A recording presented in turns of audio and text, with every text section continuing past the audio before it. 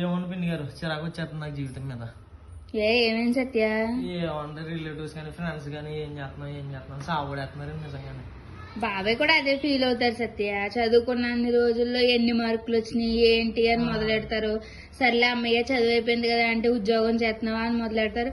పోలే ఉద్యోగం వచ్చింది కదా అనుకుంటే నీ శాలరీ ఎంత పెరిగిందా తగ్గిందా అని మొదలెడతారు. అమ్మయ్య శాలరీ కూడా పెరిగి సెటిల్ అయిపోయాం అనుకుంటేనేమో పెళ్లి ఇంకా చేసుకోవేరా అని మొదలెడతారు. అమ్మయ్య పెళ్లి అయిపోయింది అనుకుంటే ఎరా ఇంకా పిల్లలేమి లేరా అని అడుగుతారు. సర్లే పిల్లలు కూడా పుట్టేశారు అమ్మాయి అనుకుంటే ఎరా రెండోసారి లేదా అని అడుగుతారు.